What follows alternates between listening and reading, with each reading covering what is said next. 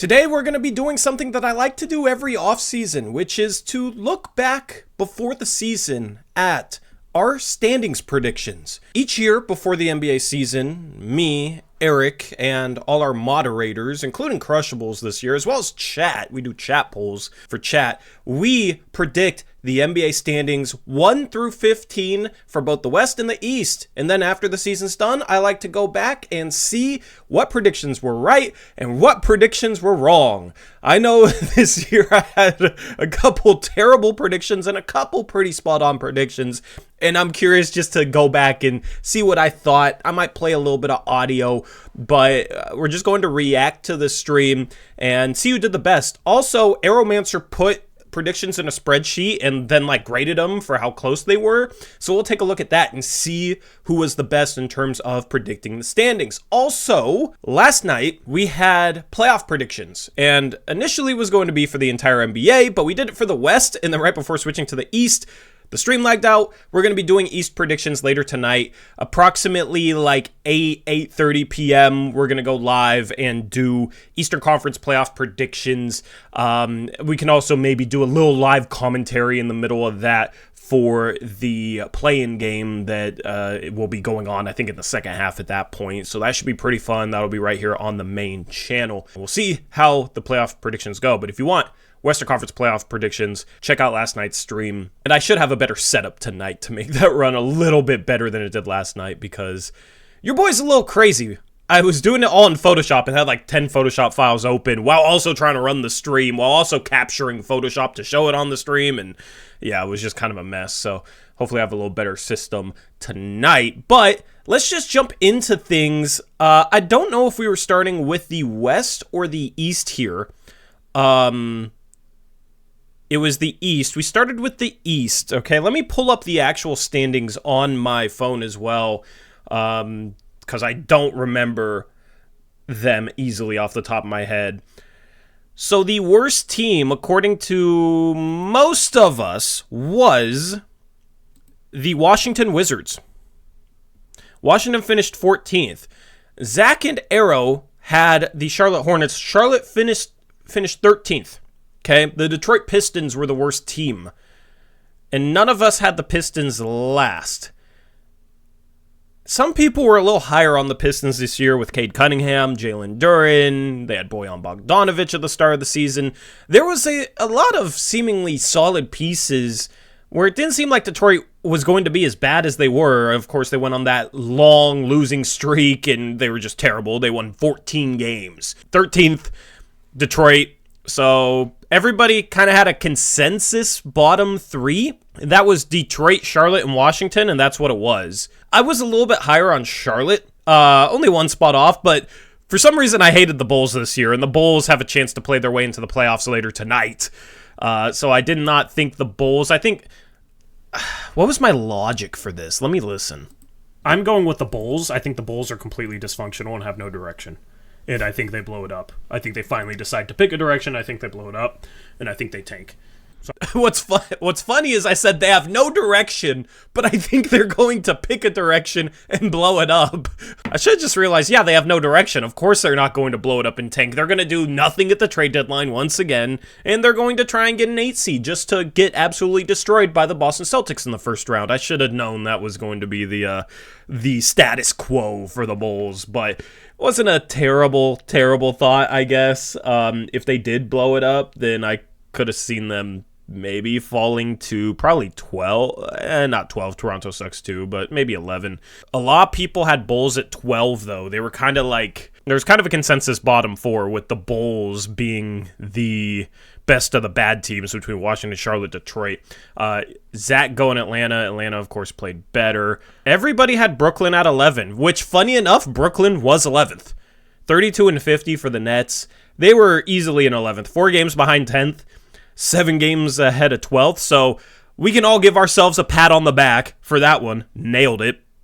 The problem is, we all thought Toronto was going to be better than they were. Of course, Toronto finally blew it up, right? So Toronto did what I thought Chicago was going to do, and they blew it up. At 10, a lot of us had Toronto. Eric and Trevin were not believing in the Magic. having them at 10. We're going to get into the Magic in a little bit. Zach finally going with the Bulls there at 10. Pretty solid, considering they were in the play-in. And a lot of other people going Raptors. This is where things get really interesting. You had Connor putting Knicks at 9. Of course, they had a terrific year and got better. Traded for OG. Traded for Bogdanovich. Chat had the Heat at 9. If the Heat lose tonight, they are technically 9th. So, shout out to Chat on that one. But this is where it was really hard to predict, because you had a couple young teams like the Pacers, like the Magic, that it was hard to predict exactly how much of a leap they would take. Everybody had the Pacers top 8, though. And this was, of course, before they traded for Pascal Siakam. Zach had the Heat at 8. The Heat, obviously coming off of finals, but they were barely in the playoffs last year. Hard to predict. They don't take the regular season too seriously, and now they're regretting that, considering Jimmy Butler just got injured in the first playing game, and even if they make the playoffs, isn't going to play in the first round. A lot of people were thinking of the Magic as a play-in team. Let's just continue to scrub this forward here. I had Magic at 6. And I felt like it was a bold pick, but they played well to end last season. You got second-year Paulo, you got Franz, you got some good defensive pieces there, you got length that can handle the ball. They're just a tough team to match up with, and they can score on you, and they can stop you. So I was believing in them.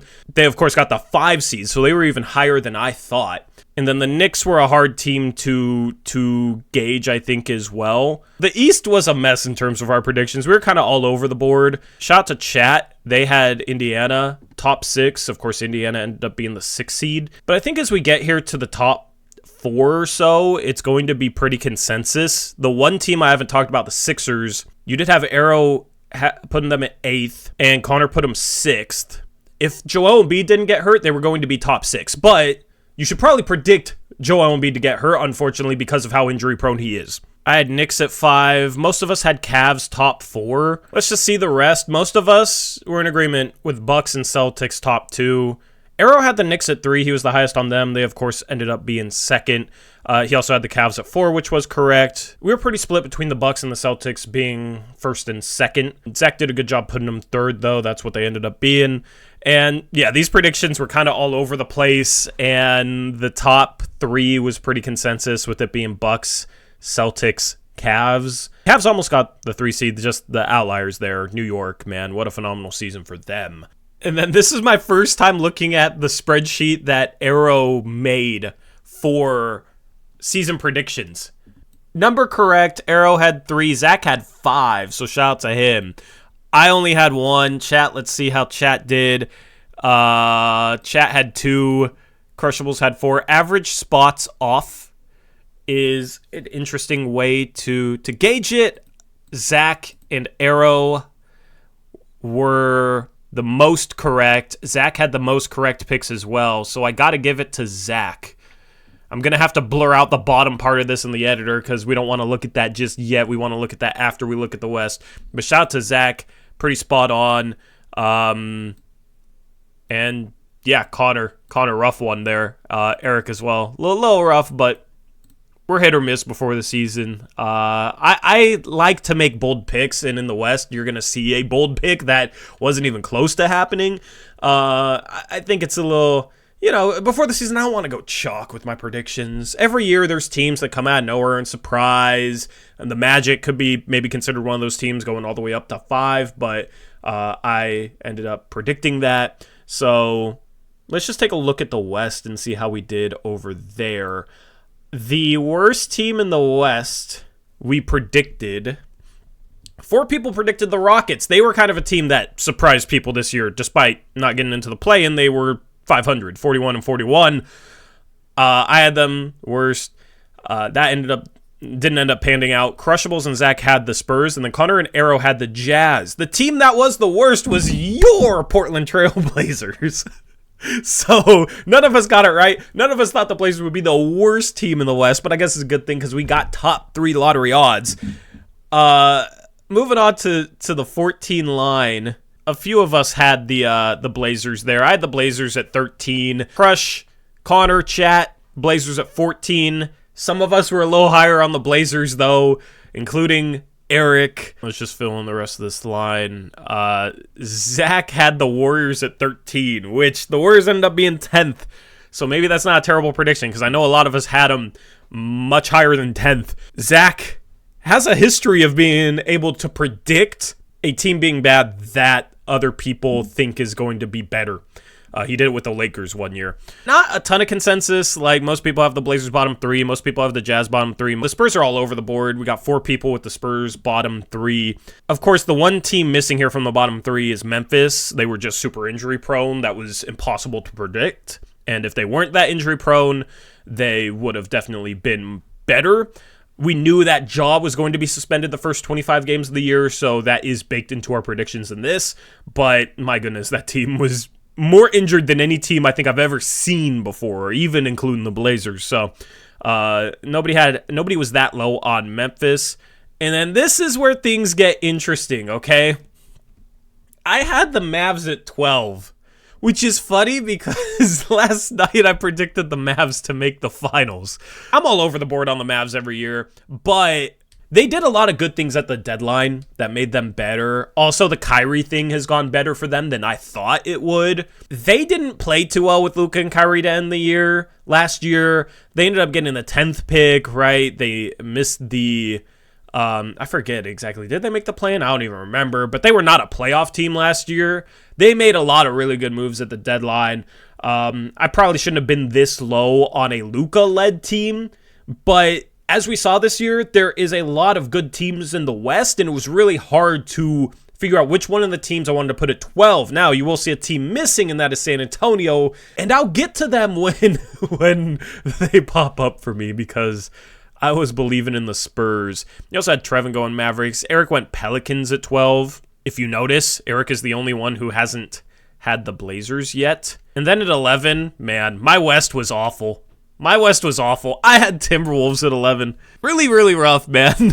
I mean, the Timberwolves and the Mavs were not playoff teams last year, right? So I don't think it was too bold at the time. It was a little bit low, but a lot of us were pretty low on the Mavs as well. Zach, Connor, Chat, even you guys were low on the Mavs. They ended up getting the 5 seed. The Timberwolves ended up getting the 3 seed. I don't think anybody saw the Timberwolves having like a second year after the Gobert trade type of breakout. They struggled with Gobert last year. So that was a little bit tough to predict. Pelicans at 10. It's pretty close. They ended up being 8th. Arrow had the Clippers at 10, and I think he was just banking on injuries plaguing that team. A lot more Mavericks, right? The only person without the Mavericks 10th or lower was Crushables. So I wasn't alone in not believing in the Mavericks before the season. Eric put the Blazers at 11. He thought they were going to be borderline playing team. Didn't end up panning out that way. They were last. At 9, here's where we start to see the Grizzlies, and here's where things start to get a little wild, right? You got OKC there from Eric. He did not believe in the OKC jump. Timberwolves, Lakers, Spurs for Arrow. I still haven't put the Spurs. You got the Grizzlies as well starting to slot in here. Of course, they missed the play-in. At 8, this is where I finally put the Spurs.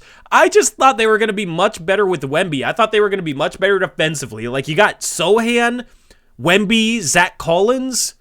That is amazing interior defense and switchable guys, and it just didn't pan out. It's funny because they started to look like a playoff team at the end of the year. They started to play really, really good basketball, and I just expected that all year. I expected them to be a little bit above 500. I kind of expected them to be like the Rockets from this year, right? You got Pop, you got Wemby now. I thought they might be the type of team to, if they were doing better, to swing for an upgrade at the deadline, especially at the point guard spot to help out Wemby and maybe go on a run after the trade deadline. I think that's the case next year. I think that's what they do next year. Maybe they add the right point guard in the offseason, whether it's through the draft, free agency, trade, I don't know. But yeah, I think I was maybe a year early on the Spurs breakout here. Zach had Rockets at 8, and funny enough, like, I respect his Rockets pick more than anyone else's. We all thought they were going to suck, and Zach has them up here at 8. Of course, they finished 11th, but they were 500. So shout out to Zach for that one. Zach has some bold predictions, and I'm starting to realize he's right a lot of the time. So next preseason predictions episode, next stream we do like this, we got to pay more attention to what Zach's predicting, because my goodness, he seems to be to be pretty spot on with some of the boldness that he has. At 7, I was low on the Kings. Chat was low on the Kings. Eric low on the Kings. They could play their way into 8th tonight. I just didn't think they'd follow up their 3 seed with the same injury luck they had last year, and I also thought they just kind of overachieved a little bit, and the West was going to be a little bit better, and that was right. 46-36, but that's only good for 9th. Only good for 9th. They did beat Golden State, though. Shout out to them for doing that. Here's where you start to see some more Warriors, Timberwolves here. This is where things are going to get really interesting, because as we slide this thing up, at 6, none of us had the Thunder. Eric had the Thunder at 9. Everybody else had them top 5. And, of course, they got the 1 seed. Here's where the Clippers start to filter in here at 6. Of course, they got 4th. Golden State, I had them at 5. Eric had them at 5. We thought they were going to be better. We thought that pick that the Blazers had from them was not going to be that good. And it could be 12th, 13th, or 14th. So that's good.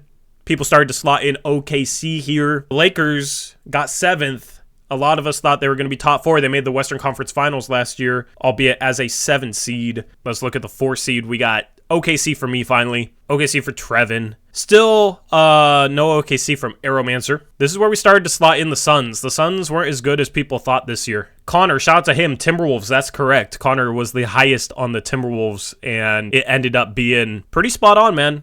So shout out to him. Crush had Suns at 3. Almost everyone had Suns top 2 with the Nuggets. Everybody had Nuggets number 1 except Arrow. He had Suns. He did have the Thunder at 2, so he was really high on them. That ended up being a pretty good prediction there. And these were our Western Conference predictions. Okay, let's take a look at the table here. And we did much worse predicting the West than the East. The East was definitely more predictable. The person with the most correct picks was Eric, but he was almost also 3.73 spots off. He got the Clippers right and the Spurs right. On average, we were twice as far off on the West as we were with the East. The lowest spots away from, the lowest amount off is Connor, 2.93, which is funny because he was the worst on the East, but he was the best on the West. Overall, who was the best in terms of predicting standings before the season? You could go with Zach, or you could go with Crush. Crush was a little worse on the East and a little bit better on the West. Zach, pretty consistently good there. Chat, you guys did decent. I struggled a little bit. I'm happy with predicting the Magic breakout and Thunder. I had them at 5, but a lot of people thought they were going to be good, so I can't really take too much credit for that. There's a couple teams I was far off on. The Timberwolves and the Mavericks and the Spurs were my pretty bad predictions before the season. Actually, we can see the total amount off, and Zach and Crush are tied there. Same amount of picks right, same amount of variation, or whatever you want to call it. So shout out to Zach, shout out to Crush. Now we can look at awards predictions real quick. And we had MVP. I went Jokic. I think it's going to be Jokic. Eric went Jokic. It also could be SGA. Chat, you guys went Damian Lillard. Okay.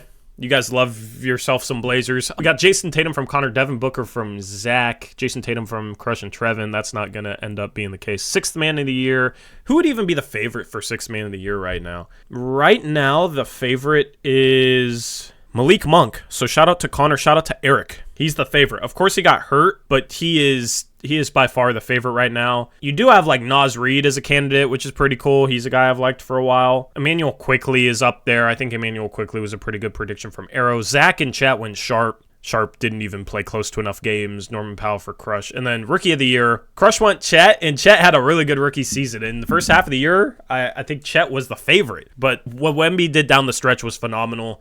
So it's going to end up being Wemby. Pretty easy prediction there. And then as we take a look at these, most improved, right? Most improved. Right now, it's none of those guys. Zach went Nasir. Connor went Jalen Suggs. I don't think that's a terrible prediction. Trevor went DeAndre Ayton. Anthony Simons is a prediction. I know he got some love, but it was going to be tough for Ant to get that. I went Kuminga. Chat went Kuminga. Honestly, second half of the year, Kuminga, you could have made a case for Kuminga with how he played second half of the year.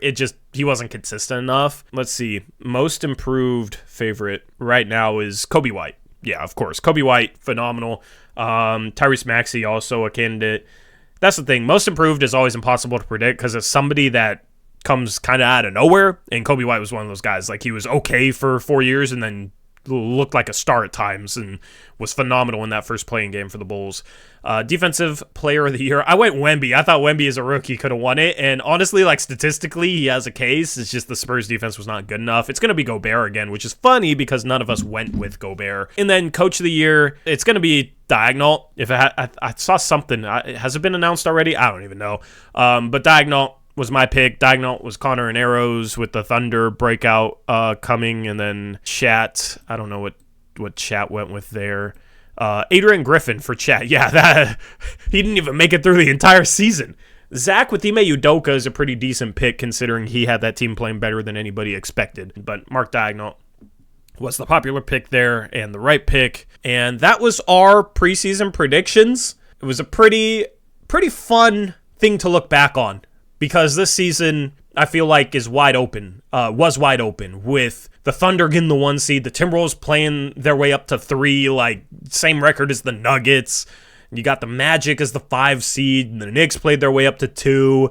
A lot of storylines in the NBA this year that should be fun to see how exactly they play out in the playoffs. So you don't want to miss our stream later tonight where we'll take a look at Eastern Conference playoff predictions, and I make mine. If you want to see the Western Conference playoff predictions, go view the stream from last night. With that being said, I'm out of here. Let me know what you think of our predictions before the season down in the comment section below. And until next time, as always, peace out. Go Blazers!